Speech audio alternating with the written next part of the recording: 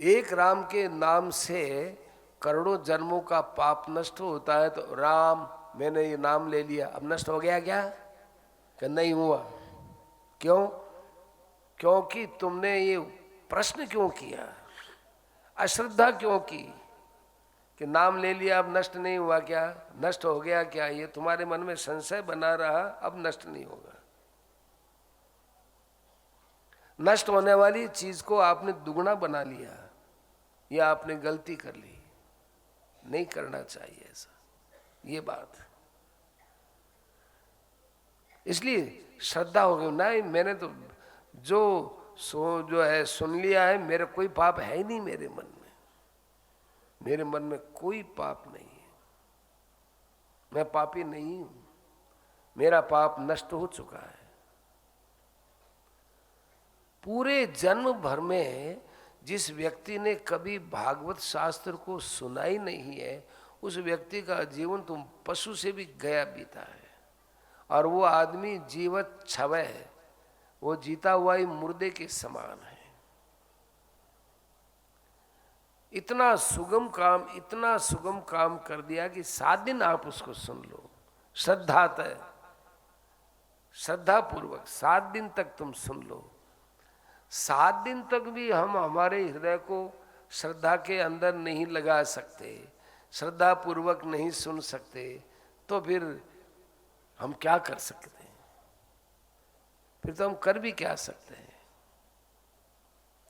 यज्ञ है ये भागवत से नीचा है, तपस्या है भागवत से नीची चीज है, बड़े बड़े योग हैं ये भी भागवत से नीचे माने गए हैं, बड़ा बड़ा अनुष्ठान है ये भागवत से नीचा है, भागवत से ऊंचा कोई नहीं है। शौनक जी महाराज कहते हैं आश्चर्य तो ये बहुत है, इतना भागवत में वैशिष्ट्य कहाँ से आया,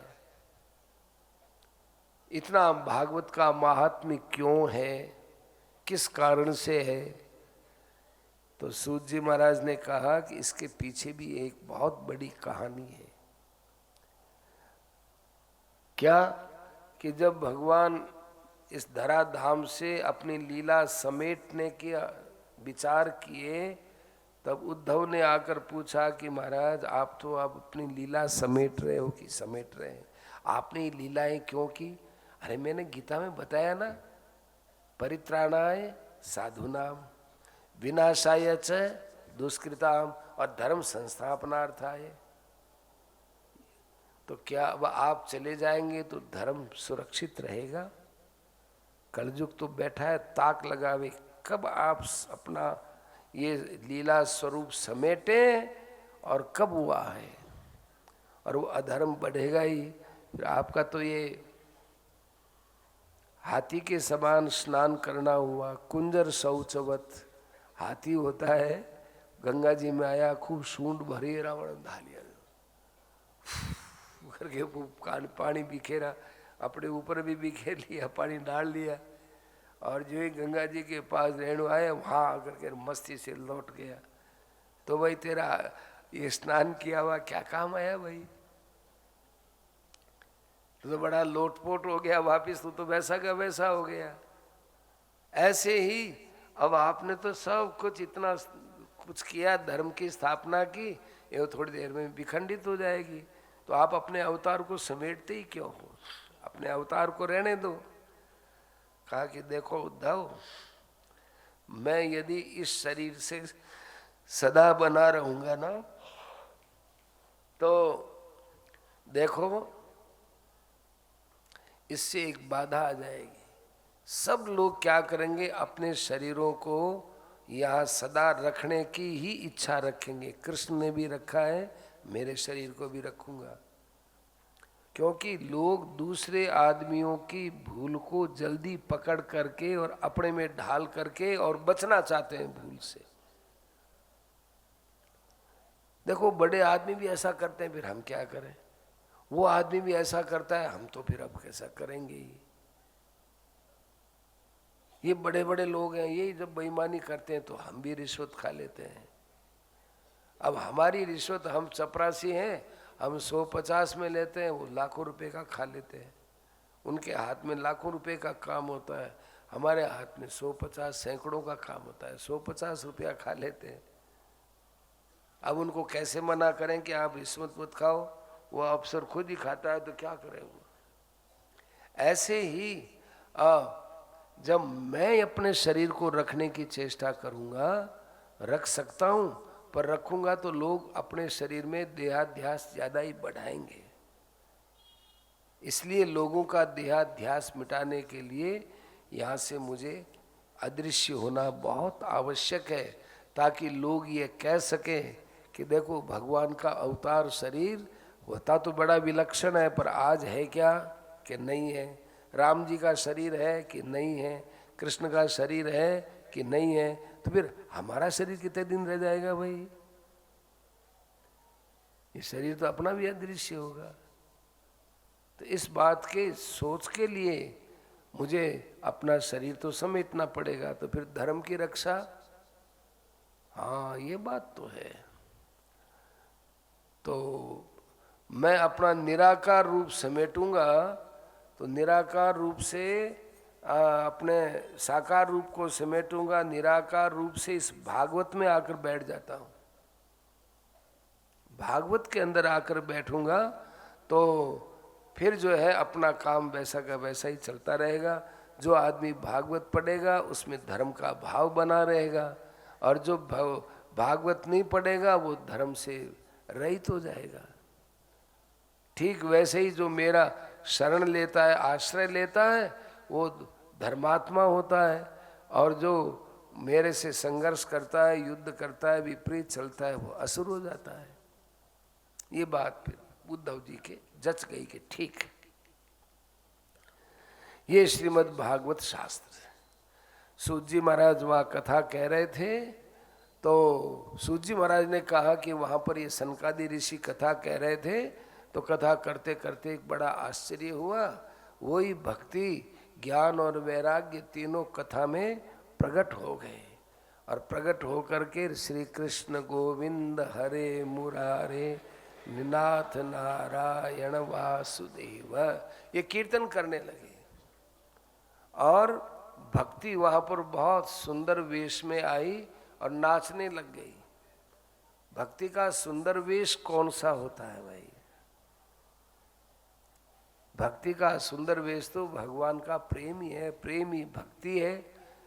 तो भागवतार्थ भूषाम, भागवत का जो तात्पर्य है वही उसके आभूषण है। उन आभूषणों से सुसज्जित हुई हुई ये भक्ति वहां पर उपस्थित हुई और कीर्तन करने लगी और नाचने लगी। लोग कहते हैं कि देखो भागवत के अंदर तो भक्ति नाची है, बिल्कुल ठीक बात है। हम भी कहते हैं भागवत में अपनी भक्ति को खूब बड़े प्रेम से नचाओ, पर शरीर को मत नचाओ। शरीर नहीं नाचेगा, आपके अंदर भक्ति है, भक्ति को नचाओ, खूब नाचे भक्ति। ज्ञान को नचाओ, वैराग्य को नचाओ। ज्ञान का कोई शरीर होता है, भक्ति का कोई शरीर होता है, वैराग्य का कोई शरीर होता है, और फिर भी नाचते हैं। देखो फिर भी वो नाचते हैं। तो ये क्या है? ये अदेह का नृत्य है। और आजकल हम लोग देह का नृत्य देखते हैं। देह नृत्य नहीं होना चाहिए। देह नृत्य तो इतना गोपनीय होता है कि वह केवल केवल और केवल खुद ही जाने। खूब नाचो कमरा बंद करके, किसी को पता भी न चले। यदि पैरों में घुंघरू बांध के नाचोगे तो परिवार वालों को पता चलेगा कि भाई ये यहाँ पर नाच रहे हैं। ना, ये भी पता नहीं चलना चाहिए परिवार वालों को भी। मन में बैठ करके भगवान के प्रेम ऐसे नाचे। मन का नृत्य एक अलग ही होता है, खुशी होती है। जैसे किसी कंगले आदमी को लाखों रुपए एक साथ मिल जाए और उसके मन में जो खुशी होती है, ऐसे खुशी होती है। वो नाचता थोड़ा ही, वो अंदर वो मन में एक अलग ही उसके अलग अलग ही खुशियाँ होती हैं। ऐसे भगवान को लेकर अंदर ही अंदर खुशी होनी चाहिए। अस्तु तावत। तो ऐसे वो नाचना होता है। भक्ति ने कहा कि महाराज मैं तो बहुत, हे सनकादि ऋषियों, बड़ी भटकी हूँ, बड़ी दुख पाई हूँ अपने पुत्रों के लिए।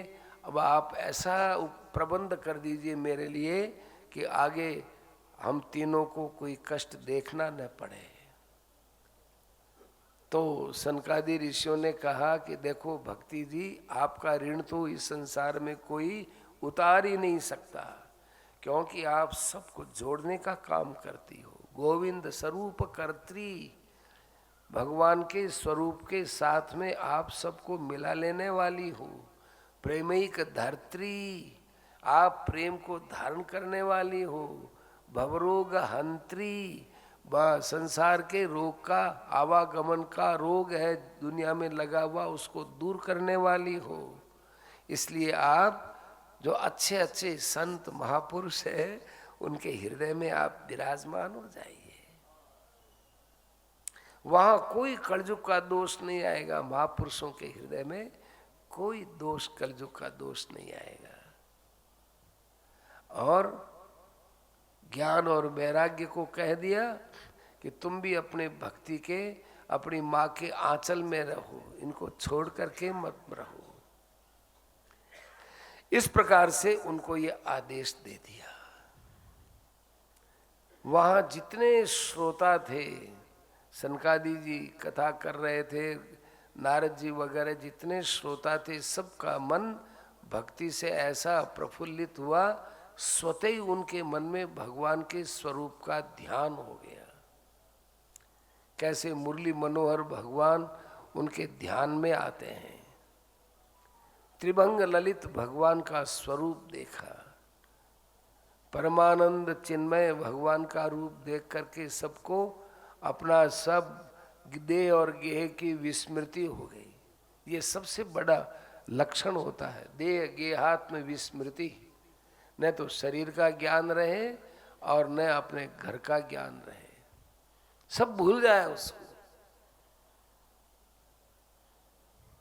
संतों ने कहा है कि जीवन तू, अरे जीव तू जीवतड़ो ही मर जा रे, तू जीते जीते मर जा। मर जाएगा मतलब प्राण वियोग हो ऐसा नहीं, माने जैसे मरा हुआ व्यक्ति किसी के साथ संबंध नहीं रखता, ऐसे तू ज्ञान पूर्वक विचार पूर्वक संसार से अपना संबंध तोड़ करके रहे, फ्यूज लट्टू की तरह रहे। जो लट्टू फ्यूज हो जाता है ऊपर से तो साफ दिखता है, अंदर के उसके जो तंतु होते हैं वो टूटे हुए रहते हैं। अब उसको कहीं जाके लगाओ, यहाँ लगाओ तो नहीं जगेगा, वहाँ लगाओ तो नहीं जगेगा, वहाँ लगाओ नहीं जगेगा, कहीं लगाओ, क्यों? अंदर से वो फ्यूज हुआ है, दिखने में साबत दिखता है। ऐसे संसार से फ्यूज हो जाए और ऊपर का व्यवहार खूब प्रसन्नता से निभाए। देह गेहात्म विस्मृति ही। नारद जी ने कहा, वाह महाराज, भागवत जब अपने अंदर उतरता है ना, तब इसका भागवत का प्रभाव देखने में आता है। ये तो अंदर उतर गया। अब बताओ कि भागवत से कैसे कैसे पापी शुद्ध होते हैं। सनकादि ऋषि कहने लगे कि देखो भागवत से कौन कौन से शुद्ध होते हैं, उन पापियों की क्या बताएं। सबसे बड़े पाप तो ये 5 उग्र पाप होते हैं ना, ये सबसे बड़े पाप होते हैं। उग्र पाप, ब्रह्मस्व पुष्टा, एक तो ब्राह्मण का धन खा लेना, एक सोने चांदी की चोरी करना, ब्राह्मण की हत्या करना, मदिरा पान करना, विश्वासघात करना, ये सब भयंकर पाप है। महाराज श्री परिवार नियोजन को ये जो 5 उग्र पाप के अंदर मानते थे, गर्भपात को 5 उग्र पाप में मानते थे, क्योंकि विश्वासघात है। ये कहते हैं आपने, माने जिन्होंने भी गर्भपात करवाया हो, उन्होंने एक तो अपने साथ विश्वासघात किया, और एक उन्होंने भगवान के साथ विश्वासघात किया, और एक जो प्राणी गर्भ में आया उसके साथ विश्वासघात किया। एक के साथ विश्वासघात करते हैं तो उसका भी बहुत बुरा फल होता है, या भगवान के साथ विश्वासघात कर लिया, खुद के साथ विश्वासघात कर लिया और प्राणी के साथ विश्वासघात कर लिया। जो प्राणी यहाँ जन्म ले रहा था उसको मार दिया गर्भ में। ये जब तक पाप हिंदू समाज में खुलकर होता रहेगा तब तक हिंदू समाज किसी प्रकार से उन्नत नहीं हो सकता। अकाट्य सिद्धांत था महाराज जी का कि इस विषय में कोई कितनी भी बात करे हम सब तर्कों का ठीक उत्तर दे सकते हैं। महाराज श्री की पुस्तक थी महापाप से बचो, तो उस पुस्तक को पुरी के शंकराचार्य जी महाराज थे, स्वनाम धन्य श्री निश्चलानंद जी महाराज, उन्होंने उस पुस्तक को यूं सभा में यूं करके कहा। यूं जोधपुर में गांधी मैदान में सत्संग था, हाथ ऊंचा करके कहा ये स्वामी राम सुखदास जी महाराज की पुस्तक है और महापाप से बचो, एकदम शास्त्रीय प्रमाणों से उद्धृत है, इस पर विचार करो। उन्होंने भरी सभा में ये बात कही थी, महापाप से बचो। सीकर में चातुर्मास था तो गर्भपात के विषय में मुसलमानों ने वो लेख पढ़ा था महाराज जी का, तो मुसलमानों की एक समिति महाराज श्री से मिलने आई और कहने लगी कि महाराज जी हम हिंदू धर्म के कई सिद्धांतों को तो समझते नहीं है, हमारे इसमें धर्म में है नहीं, तो कोई बात नहीं, उसमें हम नहीं जाते। कि आपने जो ये पुस्तक लिखी है ये इतनी सटीक लग रही है हमको, हमारे मुल्ले मौलवियों ने भी कहा है कि देखो ये बात मानवीय दृष्टि से बहुत बड़े लाभ की बात कही है जो हिंदू समाज के किसी संत ने लिखी है। वो मौलवी तो जानते नहीं, उन्होंने भी ये प्रामाणिकता से कहा है। महाराज जी की पुस्तकों में से एक गृहस्थ में कैसे रहें ये पुस्तक, ये 5 लाख तो बिक चुकी थी, बहुत काम की पुस्तक। इस पुस्तक की भी बहुत बड़ाई की है मुसलमानों ने भी।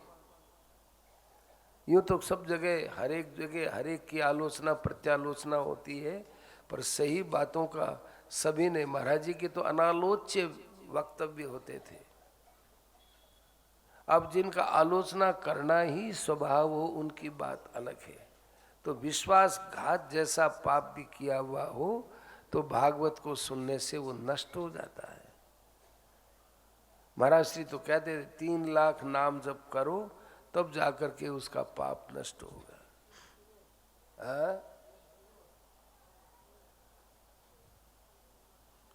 ठीक बात, 3 लाख प्रतिदिन बहुत मुश्किल होता है।